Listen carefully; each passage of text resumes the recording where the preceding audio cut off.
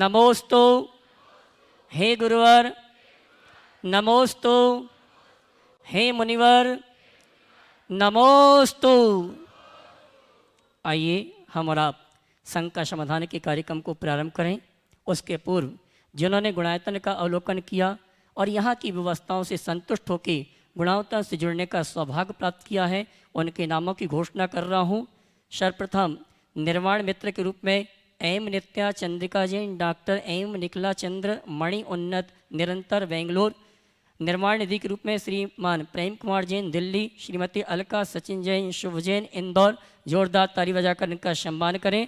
इसी क्रम में स्वर्ण और रजत दान जिन परिवारों ने दिया है, हनुमानगंज कटनी से श्री राजा सरावगी मातेश्वरी द्रौपदी बाई सरावगी, कटनी निवारी जबलपुर से श्री अमीर चंद जी सुनीता अभिनव, इन्होंने अपनी ओर से रजत दान प्रदान किया है। ताली बजाकर इनका सम्मान करें। श्रीमती विमला पुत्री सीमा जैन पदम जैन आसाम वंगाई गांव से दिलीप मंजू छावड़ा, इन्होंने स्वर्ण दान दिया है। जोरदार ताली बजाकर इनका सम्मान करें। और मैं आमंत्रित करूंगा जिन्होंने गुणायतन में स्तंभ के रूप में जुड़ने का सौभाग्य प्राप्त किया है, श्रीमान प्रकाश चंद जी सरोज जैन दिल्ली, अगर उपस्थित हैं तो वे आएंगे। परम पूज मुनिवर के श्री चरणों में नमन करते हुए गुरु वंदना का सौभाग्य प्राप्त करेंगे। और उनके सम्मान के लिए मैं आमंत्रित करूंगा गुणायतन के CFO श्रीमान सुनील जैन और सुनील जी देहरादून और कोषाध्यक्ष श्रीमान एनएल जैन साहब जयपुर, ये आएंगे हमारे सम्माननीय प्रकाश चंद जी सरोज जैन दिल्ली, उनका सम्मान का कार्यक्रम संपन्न करेंगे। जोरदार ताली बजाकर उनका सम्मान करें। और आइए हम और आप संघ का समाधान का कार्यक्रम प्रारंभ करें। उसके पूर्व पहली संघ का जो लेके आए हैं, मैं चाहूँगा सबसे पहले हमारे गुणायतन के परिवार के सदस्य उनका सम्मान का कार्यक्रम संपन्न करेंगे। उसके पश्चात प्रथम प्रश्न उनके माध्यम से हम और आप प्रारंभ करेंगे। शिरोमणि संरक्षक शौगानी परिवार जयपुर जापान, श्रीमान शांति ममता शौगानी परिवार, मैं चाहूँगा मंच पे आके परम पूज मुनिवर के श्री चरणों में नमन करते हुए गुरु वंदना का सौभाग्य प्राप्त करें। और उनके सम्मान के लिए मैं आमंत्रित करूंगा श्रीमान सुनील जी CFO गुणायतन और श्रीमती वहीं शकुन दीदी, ये दोनों आएंगे। और साथ में एनएल जैन साहब को भी आमंत्रित करूंगा, आ जाएं, सभी लोग आ जावें एक साथ। ममता जी के साथ जितने लोग आए एक साथ यहाँ पर आ जावें। बहन शकुन दीदी यहाँ पर आ जावें। श्री ममता जी सौगानी, उनका सम्मान का कार्यक्रम संपन्न करेंगे, जो कि गुणायतन से शिरोमणि संरक्षक के रूप में जुड़ने का सौभाग्य प्राप्त किया है। और मैं चाहूँगा जब इनका सम्मान हो तो आप अनुमोदना में तालियां।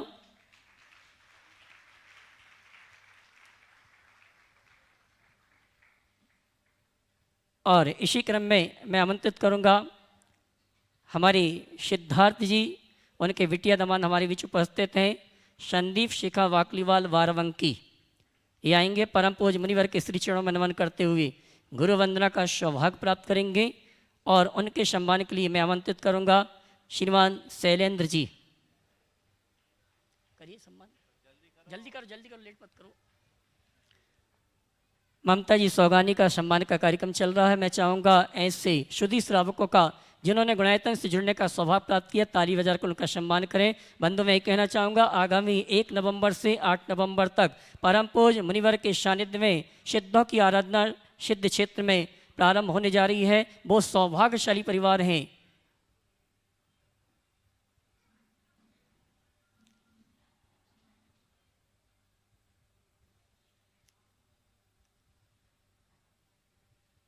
और आइए प्रथम प्रश्न के लिए श्रीमती ममता शौगानी शिरोमणि संरक्षक जयपुर जापान, उसके बाद तैयार रहेंगे द्वितीय प्रश्न के लिए संदीप शिखा वाकलीवाल वारावंकी।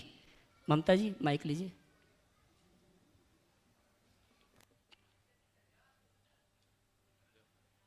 माइक दो भैया। अरे पूछिए।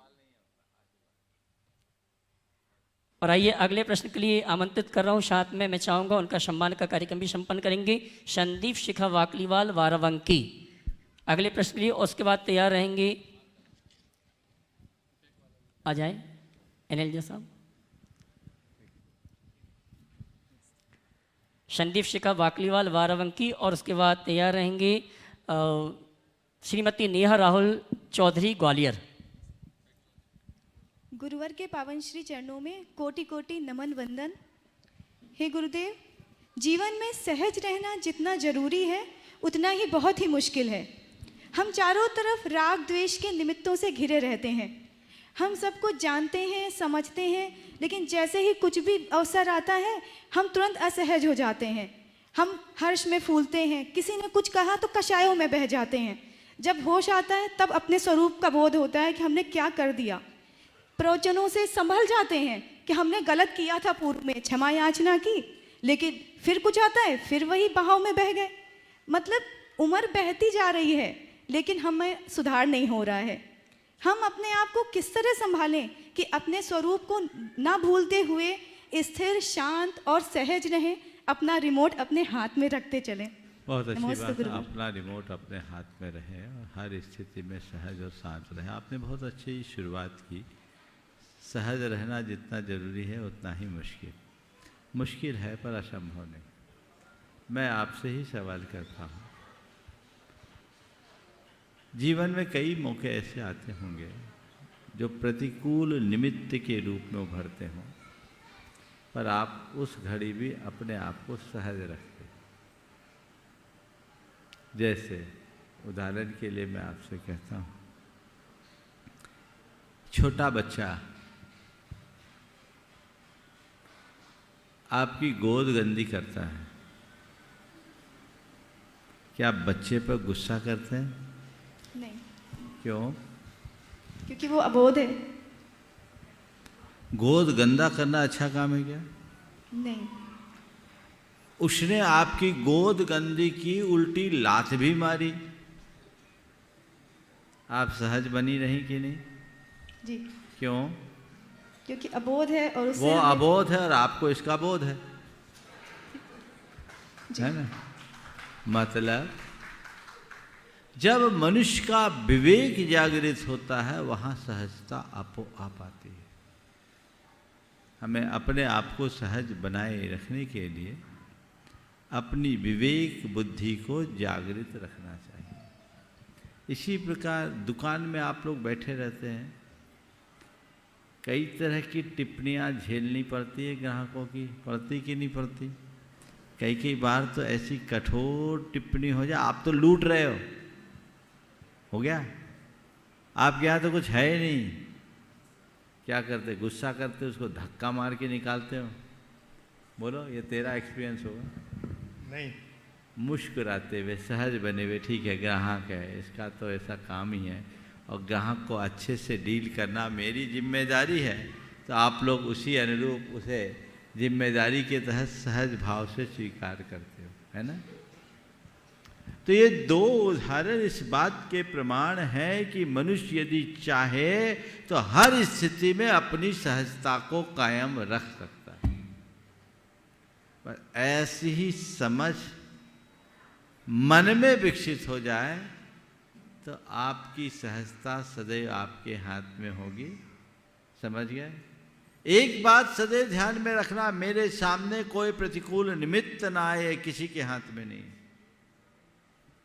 पर कैसा भी निमित्त क्यों ना हो मैं उससे अप्रभावित रहूं, ये मेरे हाथ में। मुझे अपने अंदर वही कला विकसित करनी चाहिए और अपनी सहजता को बरकरार बनाए रखने के लिए जब अनुकूल स्थिति हो तब अपने मन को एक कमांड देना चाहिए, मुझे सहज रहना है, मुझे शांत रहना है, मुझे सहज रहना है, मुझे शांत रहना है।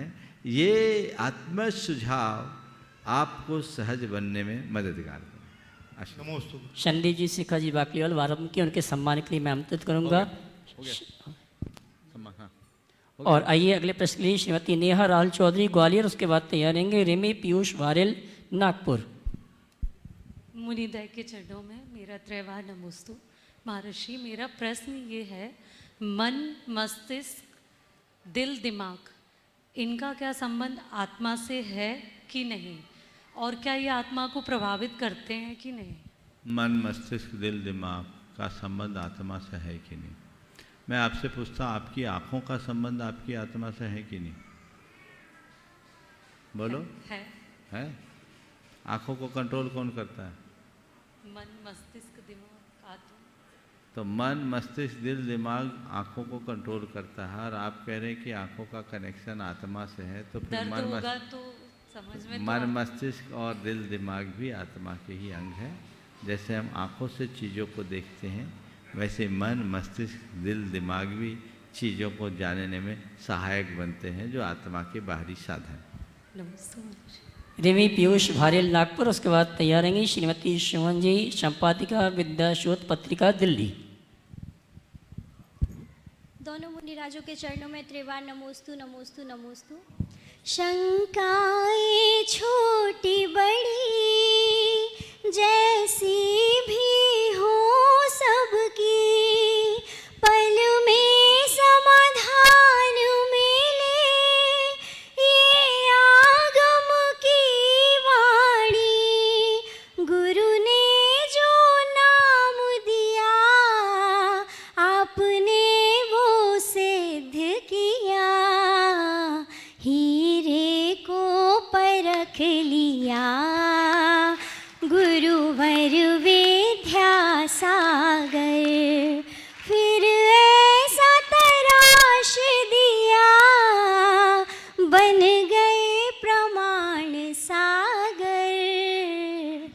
नमोस्तु महर्षि जी, मेरा प्रश्न ये है, हर वो जीव जो जैन कुल में उत्पन्न हुआ है उसे ये पता होता है कि अनंत भवों का पुण्य संचय किया है जो जैन कुल मिल गया है, तो हम व्यर्थ के चिंतन में, व्यर्थ की बातों में, जब भी पाप की प्रवृत्ति में हमारा मन लगे तो हम इंस्टेंट अपने मन को कैसे समझाएं कि हमें पाप और नहीं करना है, पुण्य संचय ही करना है आगे। एक बात पूछता हूँ, यदि आपको कोई अपराध करने के लिए प्रेरित करे तो आप क्या अपराध करने के लिए तैयार हो जाओगे? नहीं महाराज। क्यों? महर्षि जी, पता है कि वो पाप की प्रवृत्ति है। पाप है तो क्या? अपराध से इसलिए आप नहीं बचते कि वो पाप है, अपराध से आप इसलिए बचते हो कि आप अपने आप को एक सभ्य इंसान समझते हो, और मैं एक सभ्य मनुष्य हूँ, और एक सभ्य मनुष्य के द्वारा किसी भी प्रकार का अपराध करना कतई उचित नहीं है। इस भाव से आप अपने आप को अपराध से दूर रखते हो। इसी प्रकार अपने आप को पापों से बचाना है तो आप अपने स्वरूप का स्मरण करो कि मैं जिस भूमिका में जी रहा हूँ ये उचित नहीं है, बहुत कठिनाई से यहाँ तक पहुँचा हूँ, थोड़ा भी कुछ गड़बड़ होगा तो सीधे धड़ाम से नीचे आना पड़ेगा, वो मुझे नहीं करना है, यही आपको बचाए। नमोस्तु महर्षि। श्रीमती सुमन जी, संपादिका विद्या शोध पत्रिका दिल्ली, उसके बाद तैयार रहेंगे सचिन अलका सुवजैन इंदौर।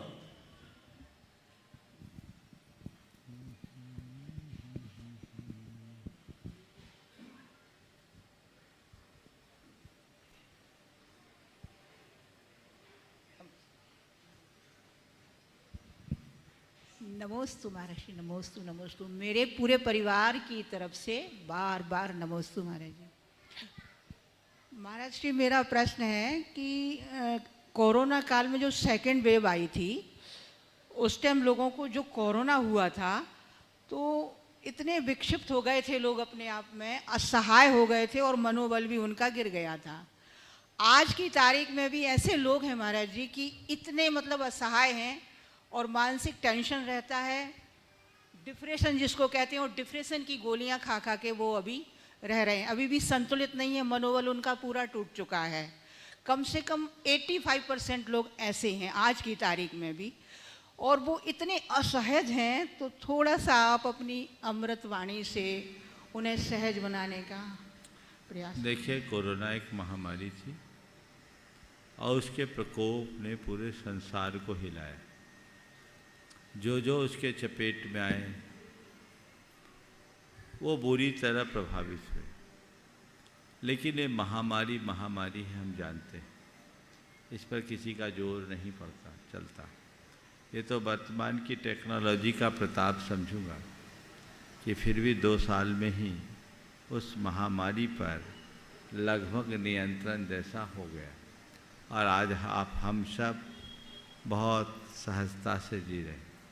मैं सभी से ये कहूँगा कि जीवन में ये जिस प्रकार की इस तरह के जो भी दुष्प्रसंग घटे, अब उनको स्वीकार करने के अलावा हमारे पास और कोई दूसरा रास्ता नहीं। जो घट गया सो घट गया, हम उसे भूलने की कोशिश करें और आगे के जीवन को संभालने का प्रयास करें। कर्म का योग हुआ, ऐसा उल्टा संयोग बना, अब जो हमारे लिए है वो हमें कर लेना चाहिए। हर मनुष्य संयोग वियोग के साथ जुड़ा हुआ है। हमारे जीवन का अनुभव ऐसा भी है कि हमने खो करके भी बहुत कुछ पाया। जो खो दिया उसे भूल जाएं और जो पाया जा सकता उसके लिए प्रयत्नशील रहें। यदि ऐसा करेंगे तो सुनिश्चित तौर पर हम अपने जीवन को एक नई दिशा देने में समर्थ हो सकते। सचिन अलका शिवजन इंदौर, उसके बाद तैयार रहेंगे लोकेंद्र अजमेरा।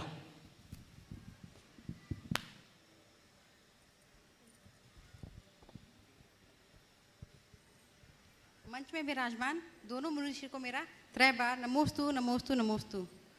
मुनिश्री, आपसे एक शंका है और भगवान से एक शिकायत है कि हम जो भी कर्म करते हैं हमें उनका फल मिलता है, लेकिन हम जो भी मेहनत करते हैं हमें उसका फल क्यों नहीं मिलता है। ज़िंदगी हो जाती है अपने एम्बिशंस के लिए मेहनत करते करते, लेकिन आखिर धैर्य कब तक। मैं आपसे एक सवाल करता हूँ, आम के पेड़ को देखा है? जी उसमें मोर आती है, मोर लगे पेड़ को देखा है? जी। कभी ऐसे पेड़ को देखा कि जितनी मोर आई उतना फल लगा? बिना मिल ही नहीं सकता। हाँ, बिना मोर नहीं मिल सकता। आम में जितना मोर आता है उतना फल नहीं लगता। हाँ, कम आता है उससे। समझ गया? जी। ऐसे ही कितना भी समर्थ मनुष्य क्यों ना हो, वो जितना परिश्रम करता है उसे उतना फल नहीं मिलता। ये प्रकृति का सिद्धांत है। ये सच है कि परिश्रम किए बिना फल नहीं मिलता, लेकिन ये भी सच है कि केवल परिश्रम ही नहीं फलता। परिश्रम के साथ अन्य भी अनेक संयोग होते हैं। हमें ये नहीं देखना चाहिए कि हमने जितना परिश्रम किया उतना फल नहीं मिला। हमें ये देखना चाहिए कि हम इस लायक हैं कि परिश्रम कर सकते हैं और फल पा रहे हैं। लोक में तो ऐसे भी बहुत से लोग हैं जिनके अंदर परिश्रम करने तक की योग्यता नहीं है। आप अपने आप को इस अर्थ में भाग्यशाली मानो कि कम से कम मैं परिश्रम तो कर पा रही हूं, और परिश्रम करने के बाद कुछ ही सही कुछ तो मिल रहा है। और श्रम करूं, मेरे हाथ में केवल परिश्रम है, वो मैं कर सकता हूं। परिणाम संयोगों पर निर्भर करते हैं, वो संयोग बताएंगे। तो मैं परिश्रम करूं और संयोग परिणाम दे, जीवन का चक्र इसके अनुरूप चलेगा। हम अपने जीवन को उसी के आधार पर बेहतर बना सकेंगे और आगे बढ़ सकेंगे। इसलिए परिश्रम को लेकर कभी घबराइए मत। एक बात मैंने की कि परिश्रम के बिना कुछ नहीं मिलता, पर केवल परिश्रम से ही सब कुछ नहीं मिलता। जब हम परिश्रम करें और वांछित परिणाम न दिखे तो ये समझना कि मेरे हाथ में था वो तो मैंने कुछ कर लिया, पर कुछ चीज़ें ऐसी थी जो मेरे नियंत्रण से बाहर थी, वे मेरे सपोर्ट में नहीं आई, इसलिए मुझे वांछित रिजल्ट नहीं मिला। और अपने मन को संतुष्ट करें और फिर अपनी दोहरी शक्ति लगाकर आगे बढ़ने का प्रयत्न करें। श्रीमान लोकेंद्र जी अजमेरा। वो भी पूछेगा। मेरे भगवान, मेरे आराध्य मुनि श्री प्रमाण सागर जी महाराज के चरणों में त्रिबार नमोस्तु नमोस्तु नमोस्तु। गुरुवर, आजकल नैतिकता और शिष्टाचार की बात बहुत लोग करते हैं। महाराज श्री, जिन मंदिर में जिनेन्द्र भगवान के सामने, शास्त्रों के सामने, मुनि महाराज के सामने, धर्म सभा के कैसी नैतिकता और शिष्टाचार होना चाहिए? जिन मंदिर, धर्मस्थल, गुरु महाराज, इनके सामने नैतिकता कैसे होनी? पहली बात तो उनके सामने झूठ मत बोलो। उनके सामने अपनी वास्तविकता को ठीक तरीके से प्रस्तुत करो। मुझे तो आश्चर्य तब होता है जब लोग धार्मिक स्थलों में भी अपना दोहरा चरित्र अपनाते हैं और होते कुछ है, अपने आप को कुछ और रूप में प्रकट कर देते हैं। इससे जीवन का सारा संतुलन बिगड़ जाता है और हमारा पथ अप्रशस्त हो जाता है। वो हमें ध्यान में रखना चाहिए। श्रीमान लोकेन जी अजमेरा, उसके बाद तैयार रहेंगे गुड़ायतन ट्रस्टी श्रीमान शैलेश जी गंगवाल गोमिया। मेरे एवं मेरे परिवार के आराध्य गुरुवर के चरणों में सतसत नमोस्तु, सतसत नमोस्तु, सतसत नमोस्तु। गुरुवर, मेरा ये प्रश्न अमृत कुंड को लेकर के है। जो आप जब राजस्थान के अंदर में विहार किए थे, आप दांता में से चक्कर मंडल विधान हुआ था, उसमें मुझे याद है कि जो शांति धारा कराने का हम लोग के वहाँ पर बोरिंग के पानी से कलश होता था। आप बोले कि शांति धारा इस पानी से मैं नहीं कराऊंगा। समाज ने हाथों हाथ निर्णय लिया कि हमको अमृत कुंड बनाना है। आज वहाँ पर अमृत कुंड बन गए और वहाँ पर जो प्रक्षाल का, शांति धारा का सारा प्रॉब्लम सॉल्व हो गया। राजस्थान में घर घर के अंदर में बन गए। परंतु गुरुवर, अभी क्या है कि महानगर के अंदर में भी वही प्रॉब्लम हो रखी है। आज कलकत्ता जैसे महानगर का भी पानी, जो कुएँ हैं, उन सब कुओं का पानी खराब हो चुका है। वृत्ति वगैरह कोई भी उसको पी नहीं सकता। आपकी बात मैंने समझ लिया और शायद में मैं इतना ही कहूँगा, हर घर में अमृत कुंड होना चाहिए जिनका निजी मकान। हर मंदिर में अमृत कुंड होना चाहिए। अगर आप भगवान की पूजा प्रक्षाल को शुद्ध रीति से संपन्न करना चाहते हैं, क्योंकि आज जो पानी है, एक तो कुएं सुलभ नहीं है और जहाँ कुएं सुलभ भी हैं वहाँ का पानी प्रदूषित होता जा रहा है। कितना गंदा पानी जो आपके लिए बीमारियों का भी घर बन रहा है। उन सब से बचने के लिए यदि आप वर्षा के जल को संग्रहित करते हैं तो सर्वोत्तम है। और अब ये ज़रूरी नहीं कि आप उन्हें भूमिगत ही बनाएं, आप अपने घर के छत पर भी रख सकते हैं।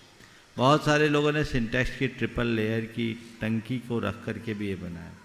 अगर आप अपने घर की छत पर 400 वर्ग फुट की जगह रखते हैं और उसके नीचे अपनी टंकी रख ले, उस पूरे के पूरे पानी को अपने उस टंकी में रख लेते हैं, तो आपका एक परिवार के लिए पीने के लिए 8,000 से 10,000 लीटर में पूरा काम चल सकता है।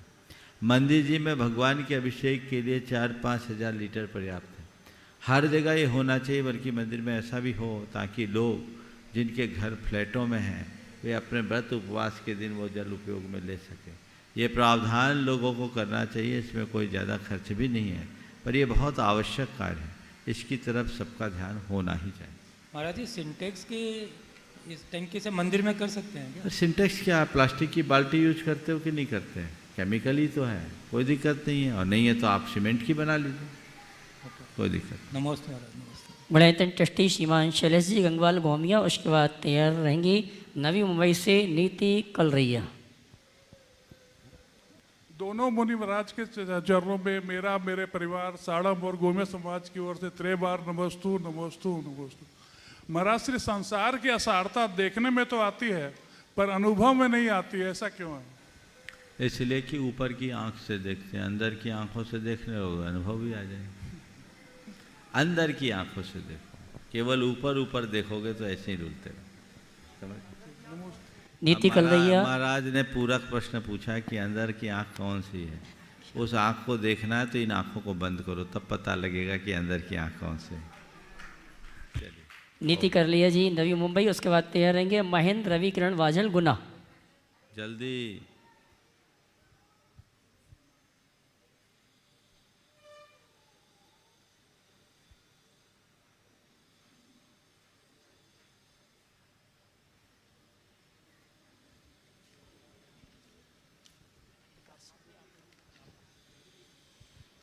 मेरे अनंत उपकारी गुरुवर द्वय महाराज के चरणों में कोटिशः नमन।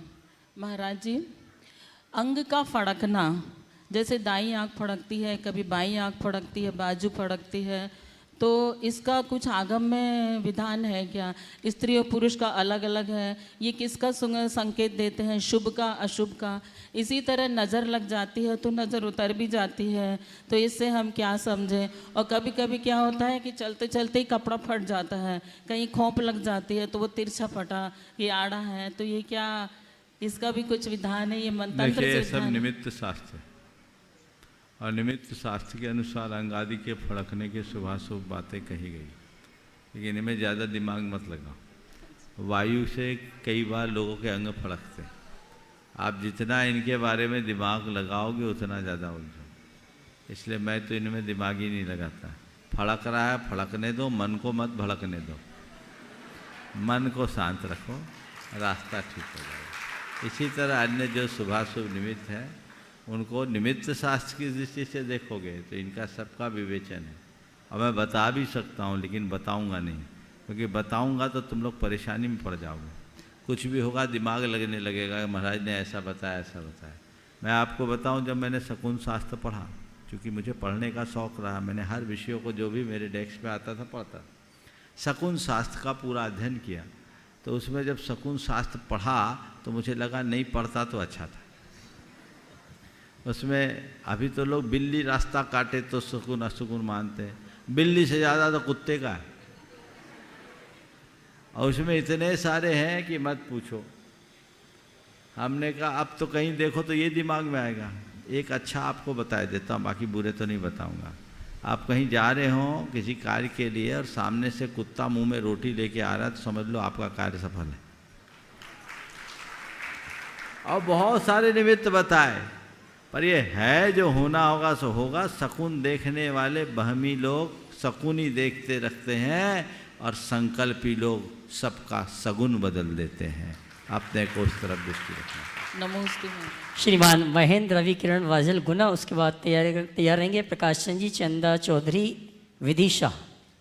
नमोस्तु गुरुवर। मेरे परिवार का और गुना जैन समाज की ओर से आपको तरवार नमोस्तु, दोनों मुनिराजों को नमोस्तु नमोस्तु नमोस्तु। महाराज श्री, मेरा एक ही प्रश्न क्या है, जे अभी जो कराए दिन चलते थे, श्राद्ध वगैरह चलते हैं, इनको अपने धर्म में कुछ मान्यता है या नहीं आगम में?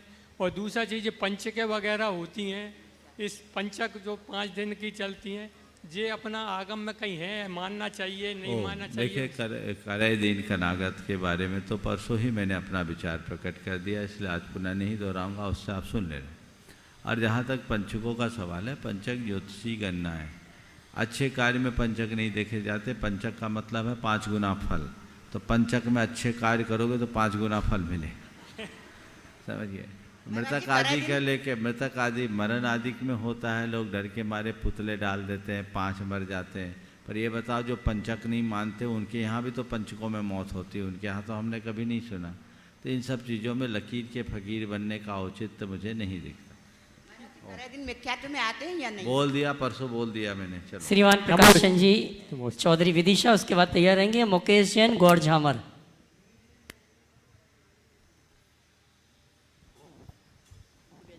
दोनों महाराज जी को नमोस्तु नमोस्तु नमोस्तु, चौधरी परिवार विदिशा की तरफ से। मेरा प्रश्न ये है महाराज जी, स्त्री पर्याय में किस बात से विशेष ध्यान देना चाहिए जिससे कि अगले भव में स्त्री पर्याय प्रशस्त कर सकें? कई समय अनुकूल भी आते हैं, प्रतिकूल आते हैं। अरे स्त्री पर्याय की पर्याय दृष्टि क्यों रखती? संसार से मोक्ष जाने की बात करो ना, पर्याय छेदने की बात क्यों करो? संसार छेदने की बात करो। ऐसा थोड़ी है कि जो आज स्त्री वो अनादि से स्त्री है और जो पुरुष है वो अनादि से पुरुष बने। जितने ये पुरुष अनंतों बार स्त्री बन चुके, आप स्त्रियाँ हैं, पुरुष और नपुंसक भी बन गए, तो चक्र है चलता रहेगा। मोक्ष मार्ग में लगो ताकि पर्याय ही छिद जाए, स्त्री और पुरुष पर्याय की बात तो अधूरी। श्रीमान मुकेश जैन, गौर झामर, उसके बाद तैयार रहेंगे अभय कुमार वरावंडा।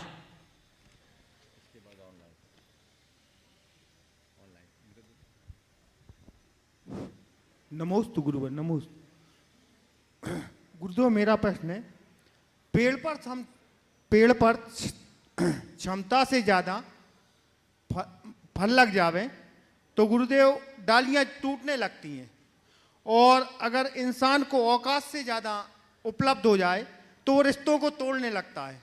गुरुदेव ऐसा क्यों है? डालियों पर क्षमता से ज़्यादा फल लग जाए तो डालियाँ, पेड़ पर क्षमता से ज़्यादा फल लगने से डालियाँ टूट जाती हैं, और इंसान को औकात से ज़्यादा फल मिलने लगे तो वो रिश्तों को तोड़ने लगता है, रिश्ते टूट जाते हैं। बिल्कुल ठीक है, इसलिए कहते हैं। नहीं महाराज श्री, वो तोड़ने लगता है रिश्तों। हाँ समझ गया, रिश्ता तोड़ने लगता है, ऐसा क्यों? सुनो, दोनों में थोड़ा सा अंतर है और थोड़ा अंतर विश्लेषण कर भी देता हूँ। पेड़ में ज़रूरत से ज़्यादा फल लगने से पेड़ इसलिए टूटता है, डालियाँ इसलिए टूटती क्योंकि उसकी ग्रेविटी बढ़ जाती। समझ गए? और जब भार बढ़ेगा तो ग्रेविटी फोर्स के कारण उसे टूटना पड़ता है। और इंसान के पास जब औकात से ज़्यादा मिल जाता है तो वह भी अपने आप में इतना भारी हो जाता है कि वो रिश्तों से अपने आप अलग हो जाता है, रिश्ते टूटने लगते हैं। हम कह रहे तोड़ देता है, और रिश्ते टूट जाते हैं क्योंकि उसके पास भी उतना ही भार है। इसलिए तुम्हें कितना भी मिले अपने आप को हल्का बनाए रखो, भार नहीं होगा तो सब आभार रखेंगे। श्रीमान अभय कुमार जी वरावंडा।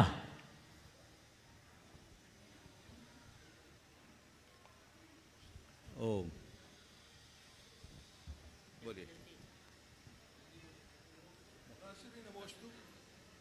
हे गुरुवर, हम महरिया अभयजन बराबंडा से भगवान मार्च 2020 में निर्माण निधि से जुड़े थे।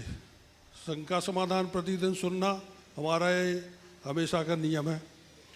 भगवान, ऐसा क्यों हो रहा है कि हमारे भाव तो बन रहे कि हम और आगे बढ़े, लेकिन वहीं रुक के रह गए। शंका आगे समाधान बढ़ने करें। से रुकने के लिए भाव तो बढ़ रहे हैं, आगे नहीं बढ़ पा रहे हैं। इसकी वजह बता दूं? भाव तो बन रहे हैं, संकल्प नहीं जग रहा है। अपने भावों को जब संकल्प में बदला जाता है तभी सिद्धियां मिलती। समझ गए? किसी भी अर्थ में जो तुम्हारे अंदर भाव आए तत्क्षण संकल्पित हो जाओ। अच्छा भाव आए, बुरे भाव में नहीं। ठान लो ये मुझे करना है, करना नहीं है, करके ही रहना है। यदि ऐसा ठान लोगे सुनिश्चित तौर पर जीवन में बड़ी उपलब्धियां। महाराज श्री निर्माण निधि से तो ऐसे ही जुड़े थे। बिल्कुल, समाधान हम सुनते वही भाव सुनते की बात नहीं भाव कर बन रहे गए। हैं, हम तुम्हारे दान की भाव नहीं बोल रहे हैं, हम हर भाव की बात कर रहे हैं। आगे बढ़ने के लिए संकल्प लो, संकल्प से सिद्धि होती है। आशीर्वाद। और आइए चलते हैं ऑनलाइन प्रश्नों के समाधान के लिए। मैं आमंत्रित करूंगा ब्रह्मचारी विमल जी को। नमोस्तु गुरुदेव।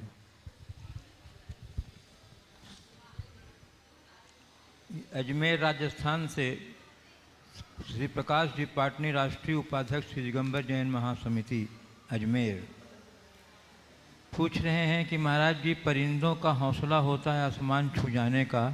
फिर से, परिंदों का हौसला होता है आसमान छू जाने का, और इंसान की नस्ल गिरने और गिराने में लगी हुई है। ऐसा क्यों है महाराज जी? इंसान सर्वश्रेष्ठ प्राणी होते हुए भी ऐसा क्यों करता है? क्या यह उसका गुण है? कृपया समाधान करें। बहुत अच्छा वाक्य है। परिंदों का हौसला होता है आसमान तक जाने का, और इंसान का स्वभाव बन गया है गिरने और गिराने का। आपने बहुत अच्छा सवाल किया है कि इंसान में आखिर ऐसी बात क्यों, जबकि वह प्रकृति की सर्वश्रेष्ठ कृति है। वस्तुतः ये इंसान का स्वभाव नहीं, विकार है। यदि परिंदों की तरह इंसान जीने लगे तो इंसान भी उड़ने उड़ाने की बात हो जाए। मुश्किल ये है कि इंसान और परिंदों में एक मौलिक अंतर है।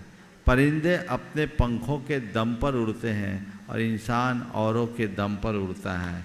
जिस दिन इंसान के भीतर अपने दम पर उड़ने की ताकत आ जाएगी, वो कभी किसी को गिराने की कोशिश नहीं करेगा, कभी कहीं गिरेगा नहीं। तो हमें चाहिए हम अपने चेतना को इस तरह से परिष्कृत करें कि हमें परमुखापेक्षी बनना ही न पड़े और पर हमारे ऊपर किसी तरह से हावी ना हो सके। जीवन अपने आप व्यवस्थित होगा।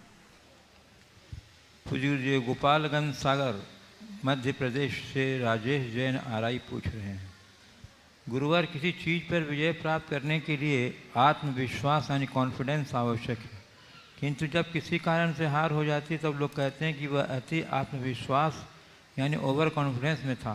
तो गुरुवार, यह कॉन्फिडेंस कब और किस तरह ओवर कॉन्फिडेंस बदल जाता है? बहुत अच्छी बात है। आत्मविश्वास और अति आत्मविश्वास, कॉन्फिडेंस और ओवर कॉन्फिडेंस दोनों अलग अलग चीज़ें। आत्मविश्वास जहाँ एक गुण है तो अति आत्मविश्वास हमारा एक बहुत बड़ा दोष है। हमारे यहाँ तो एक उक्ति है, अति सर्वत्र वर्जित। अति कहीं भी नहीं होनी चाहिए, क्योंकि जहाँ अति होती है उसका अंत बुरा होता है। आपने पूछा आत्मविश्वास और अति आत्मविश्वास में क्या अंतर है। कोई भी कार्य करते समय अपने आप पर भरोसा रखना कि मैं कर लूं, और उसके आगे पीछे की स्थितियों को जांच परख कर आगे बढ़ना, ये आत्मविश्वास की श्रेणी में आता है। पर किसी भी कार्य के औचित्य का विचार किए बिना जिस किसी क्रिया में अपने आप को संलग्न कर देना, ये अति आत्मविश्वास का कारण है। हम आत्मविश्वास और अति आत्मविश्वास की बात के लिए एक उदाहरण देना चाहेंगे कि एक व्यक्ति नदी के किनारे था और वो बड़ा अति आत्मविश्वासी था।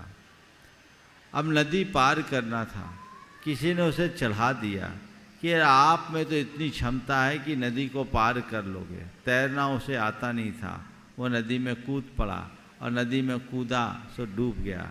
दूसरा व्यक्ति था जिसके सामने भी यही समस्या थी, नदी पार करना जरूरी था पर वहाँ और कोई व्यवस्था नहीं थी, तो उसने कहा ठीक है मुझे नदी तो पार करना है, मैं तैरना नहीं जानता तो क्या बात हुआ, फिर भी मैं नदी को पार कर लूँगा, मैं कहीं से कोई ट्यूब की व्यवस्था करता हूँ और ट्यूब के सहारे पार कर लूँगा। आत्मविश्वासी सहायक साधनों को अपनाता है और अति आत्मविश्वासी जहाँ के तहाँ उलझ जाता है, जीवन का क्रम वहीं का वहीं रह जाता है। ओम।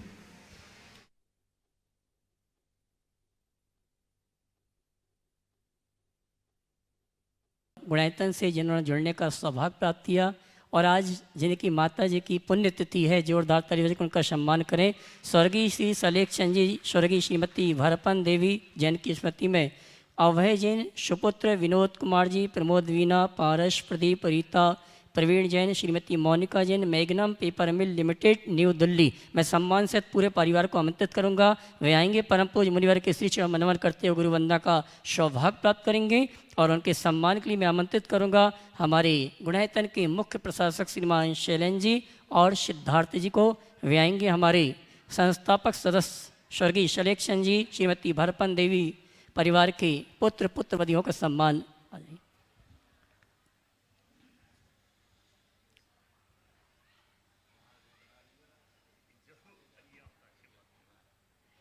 हमारे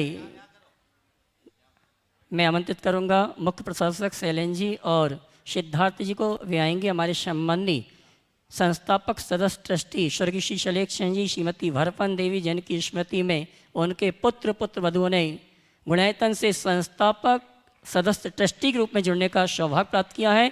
जोरदार ताली बजाकर इनका सम्मान करें।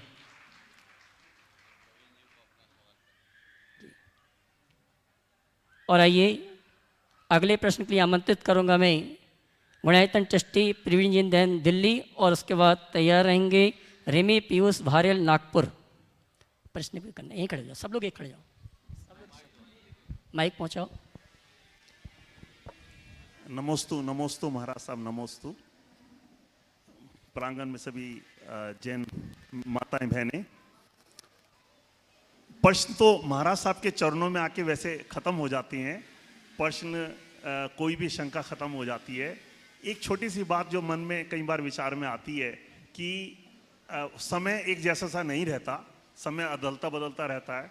तो हम जब अच्छा समय हो महाराज साहब उसका सदुपयोग किस तरीके से करें कि जब किसी वक्त पे हमारी परीक्षा देने का समय आए तो उसका पुण्य हमें मिल सके, अभिमान ना आए। जब हम अच्छे समय की तरफ से गुजर रहे हैं, जब हम परिवार में खुशियां हैं, तो वो समय का हम ज़्यादा से ज़्यादा उसका सदुपयोग ज़्यादा से ज़्यादा कैसे कर सकें। आपसे निवेदन। सवाल किया है प्रवीण जी ने। इससे पहले कि मैं इनके सवाल का उत्तर दूं, इनके माध्यम से दो संदेश मैं पूरी समाज को अवश्य देना चाहता हूं। ये प्रवीण जी दिल्ली से आए हैं, इनके भाई प्रदीप जी पिछली बार मेरे पास यहाँ आए थे, पिछले प्रवास में 2014 में। एक समाज के लिए अच्छा उदाहरण है। होटल कंट्री इन के नाम से इनकी होटल है दिल्ली में, जो 5 सितारा होटल है और पूरी तरह शाकाहारी है।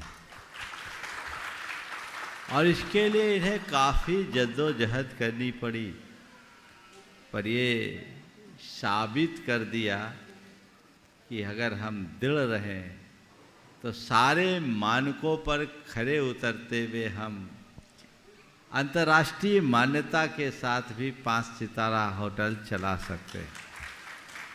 इन्होंने बोला, मुझसे चर्चा में मैं चाहूँगा ये खुद भी बोले कि लोग सोचते थे कि फूड इंडस्ट्री प्रभावित होगी।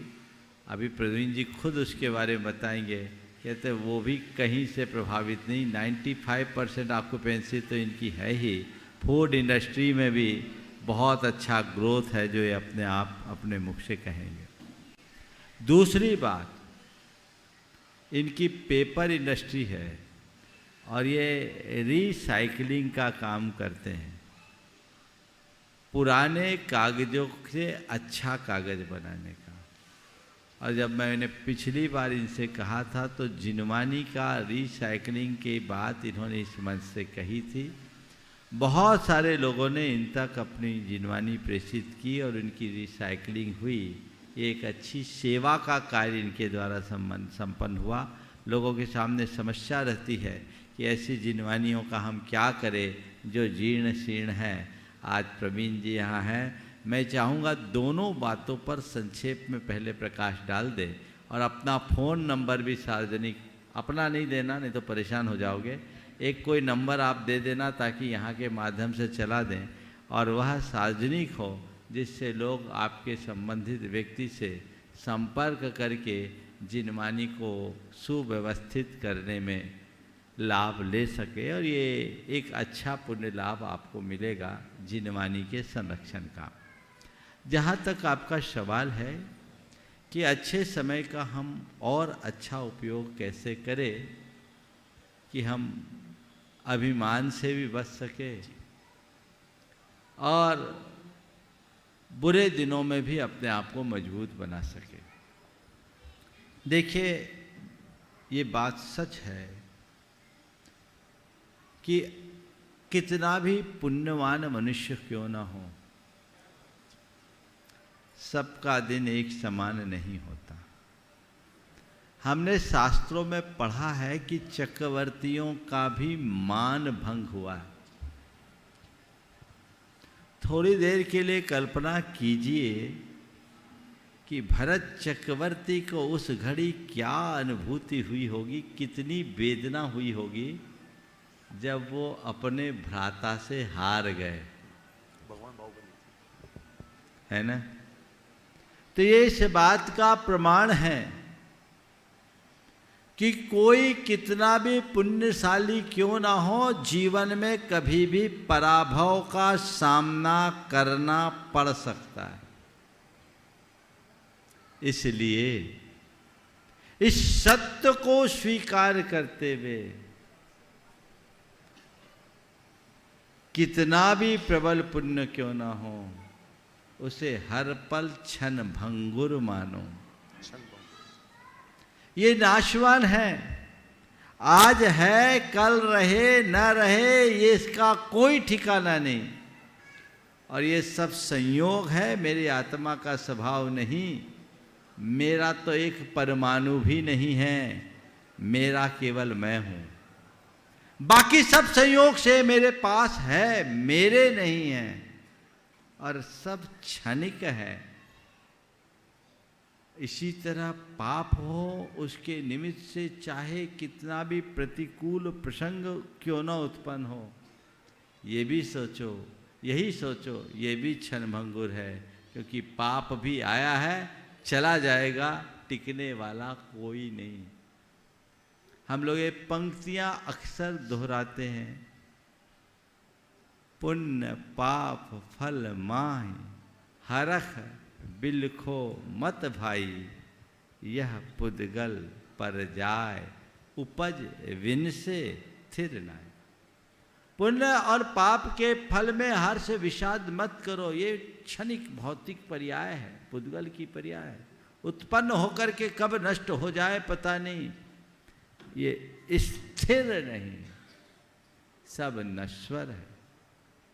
इसलिए इनका ना तो अभिमान करो और न ही इनके अभाव में दीनता का अनुभव करो। दैन और अभिमान दोनों से ऊपर उठ करके जीने का अभ्यास करो, जिससे हमारे जीवन का पथ प्रशस्त हो सके। और एक बात और, जीवन में अचानक कोई बुरा दिन आ जाए और हम उसका अच्छे से सामना कर सके, विचलित ना हो, उसमें अविचलित बने रहें, उसके लिए एक रास्ता है। अच्छे दिन में कष्ट सहने का अभ्यास बनाओ। अच्छे दिनों में कष्टों को सहने का अभ्यास बनाओ। मेरे संपर्क में एक व्यक्ति हैं, बड़े उद्यमी हैं, जिनके पास आरडी और जगुआर जैसी कारें हैं, मर्सिडीज है, लेकिन वो व्यक्ति अपने बेटे को पैदल बस तक छोड़ने जाता था, सामान नॉन एसी बस से बच्चे को स्कूल भेजता और नॉन एसी स्कूल में बच्चे को पढ़ाता। तो जब पूछा गया तो उसने जो बात कही वो हर व्यक्ति को ध्यान देने योग्य है। उसने कहा, मेरे पिताजी के पास पैसे नहीं थे, उन्होंने मेरा बड़ी गरीबी में पालन पोषण किया और मैं जब स्कूल पढ़ने जाता था घर से बोरी लेके जाता था, बोरी पे बैठ के पढ़ा। मेरे पिता के पास पैसे नहीं थे, आज मेरे पास पैसे हैं, पर कल कोई जरूरी नहीं कि कल मेरे बेटों के पास भी पैसे हों। पिता के पास पैसे नहीं थे, आज मेरे पास पैसे हैं, मेरे पास पैसे हैं तो जरूरी नहीं कल मेरे बेटे के पास भी पैसे हो। और कहीं कल कोई ऐसी स्थिति आ जाए कि बेटे के सामने अभाव और अल्पता का संकट खड़ा हो तो उसे परेशानी ना हो, कष्टों को सह सके। इसलिए मैं उसे कष्ट सहने के लिए, मजबूत बनाने के लिए जानबूझकर ऐसा करता हूँ। समझ गए? तो हमेशा एक विचारक की बात मुझे किसी ने कही थी, आपके सवाल के उत्तर में मुझे ये बहुत प्रासंगिक दिखती है। Hard time makes strong man. Hard time makes strong man और light time makes weak man. समझ गए? अगर आपका कठोर समय है तो वो आपको एक मजबूत इंसान बनाए, और यदि आपका थोड़ा सरल समय, अच्छा समय है तो वो आपको कमज़ोर बना देगी। तो हमें अच्छे समय में भी अपने आप को स्ट्रॉन्ग बनाए रखने के लिए कठिनाइयों को सहने का अभ्यास बनाना चाहिए। और जैन धर्म में तो त्याग तप की बड़ी प्रबल महिमा गाई गई है ना? तो त्याग तप क्या है? पुण्य के फलों को तो त्यागते हैं, भोजन सुलभ होने पर भी उपवास करना। क्यों? क्योंकि अपने आप को स्ट्रांग बनाने का ही रास्ता है। 100 गाड़ियां होने के बाद भी पैदल चलना। क्यों? अपने आप को स्ट्रांग बनाने का यही एक रास्ता है। तो हमें इस चीज को ठीक करना चाहिए। तो मैं कह रहा था, hard time makes strong time, strong time में light time makes weak man, और strong man makes light time, और weak man makes strong time. समझ गए? तो अगर आप अपना समय अच्छा बनाए रखना चाहते हो तो स्ट्रांग बनो। जितना आप मजबूत बनोगे, फौलादी बनो, फरियादी नहीं। समझ गए? जिससे जीवन को आगे बढ़ाया जा सके। बहुत बहुत आशीर्वाद। आप उसकी सूचना जरूर दीजिए। धन्यवाद गुरुजी। सबसे पहले मैं आज गुणातन ट्रस्ट ने जो मुझे सम्मान दिया और मुझे महाराज साहब के सानिध्य में आज यहाँ बोलने का मौका मिल रहा है और मुझे आज यहाँ पर ट्रस्टी बनने का जो सौभाग्य दिया है, मैं उन सब का हाथ जोड़ के धन्यवाद करता हूँ। और आपको जो यहाँ के ट्रस्ट के लोग हैं उनको सबको विश्वास दिलाता हूँ कि ये हमारे परिवार के ऊपर, हमारे ऊपर हम जिम्मेदारी समझ करके आगे बढ़ेंगे। ये खाली ट्रस्टी सिर्फ नाम के कारण नहीं, और हमें उसको हर ढंग से तन मन धन से हम सहयोग करके हम आगे बढ़ेंगे, ऐसा मैं विश्वास दिलाता हूँ अपने यहाँ के जो अभी तक ट्रस्ट के लोग हैं। और आने वाला समय जो समेत शिखर जी जो पहाड़ के नाम से चर्चित है, या जो हमारे 2400 भगवान की और 20 भगवान की मोक्ष स्थली के नाम से जो हमारा जैन समाज, हमारा सीना गर्व से ऊंचा होता है, आने वाला समय पूरे संसार में एक और कड़ी जुड़ने वाली है, जो ये गुनायतन है। और गुनायतन ये जो मंदिर और जो सामने इस सड़क के सामने जो अभी अनुभव करके जो नई चीज़ देखी, मैंने सुनी, मन सच में गदगद हुआ। एक संसार में एक नई अनुभूति, नई चीज़, नई लो पैदा होने वाली है। और महाराज साहब का सानिध्य, महाराज साहब का गाइडेंस, मार्गदर्शन हम सबको मिले। मैं भी उस समुंदर में छोटी सी बूंद की तरह एक कार्य करने की कोशिश करूंगा और जुड़ूंगा। और मैं विश्वास दिलाता हूं, मैं यही नहीं, इतने तक ही नहीं, हमारा परिवार गुनायतन के साथ में तन मन धन से लगातार जुड़ेगा, लगातार जुड़ेगा। महाराज साहब ने आदेश दिया, इसलिए मैं बता रहा हूं कि इस चैनल से, यहाँ से जुड़ने वालों से और जो सुन रहे हैं वर्ल्ड में, कि होटल में एक भ्रांति थी, हमारे पापा को भी भ्रांति थी, हमारे को भी भ्रांति थी। और हमें अगर 100 लोगों से हम मिलते थे तो एक भी आदमी ये नहीं कह पाता था कि शाकाहारी वेजिटेरियन 5 स्टार होटल बन सकता है। एक भी आदमी, 100 में से एक आदमी भी नहीं मिल पाता था। और हमारे पापा को भी बहुत ज़्यादा बेचैनी थी जब हम इस बिजनेस में आने के, और 3 साल तक ये प्रोजेक्ट हमारा सोच करके रुका रहा, क्योंकि हमें हमारे पापा से अनुमति नहीं मिल रही थी। उसके बाद आखिर में महाराज साहब, विद्यानंद जी महाराज साहब, जो हमारा परिवार उनसे बहुत जुड़ा हुआ था, उनसे आशीर्वाद लिया, उनसे बातचीत हुई, और उन्होंने हमें आशीर्वाद फलस्वरूप एक हमारे से कमिटमेंट भी लिया एक तरीके से, कि क्या ये वेजिटेरियन के नाम से ही रहेगा और वेजिटेरियन ही रखोगे, इससे आगे कभी आप विचलित तो नहीं होगे।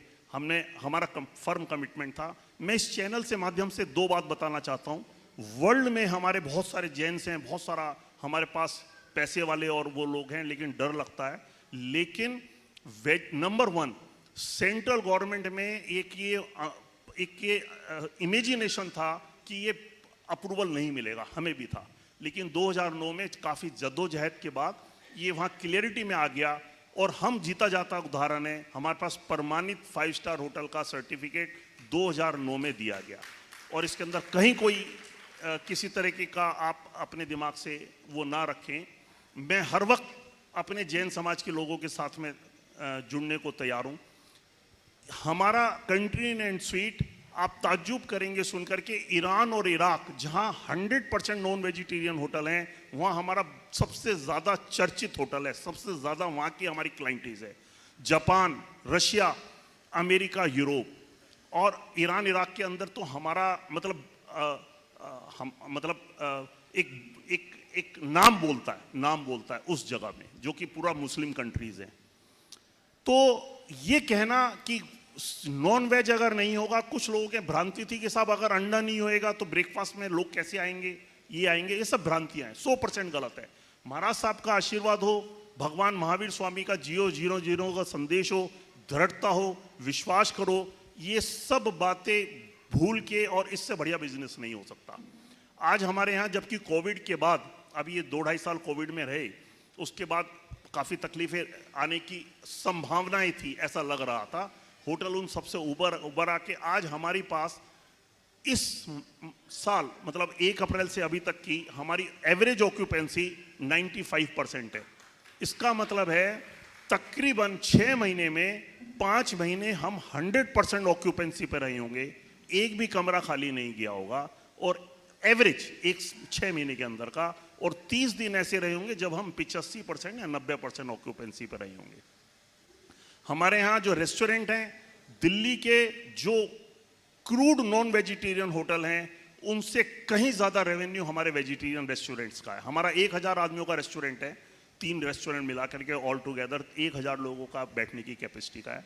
हमारे यहाँ बैंक्वेट्स हैं, करीबन 5 बैंक्वेट्स हैं, 6 बैंक्वेट्स हैं, जिनमें दिनों रात मिला करके हम तकरीबन 10 शादियाँ रोज करते हैं। 10 शादियाँ पर डे बेसिस पे होती हैं। इसका मतलब है जब हमारे सीजन के अंदर तो 5 मैरिज 6 मैरिज नॉर्मल सी बात है, नॉर्मल सी बात है। बाकी टाइम में किसी में सगाई है, कहीं कोई बर्थडे है, कहीं कुछ फंक्शंस हैं, कहीं कुछ चीज़ें हैं। मतलब मेरा ये कहने का मतलब मैं इस चैनल के माध्यम से कि अपने जैन समाज को मैं जागरूक कर सकूं, बता सकूं, कह सकूं कि हमारे पास जैन समाज के पास बहुत कुछ है और इसके अंदर हम लोग आगे बढ़ सकते हैं। धन्यवाद। बहुत बहुत देखिए, एक बहुत अच्छा उदाहरण है, औरों को भी इससे प्रेरणा लेनी चाहिए। बहुत बहुत आशीर्वाद। चलो।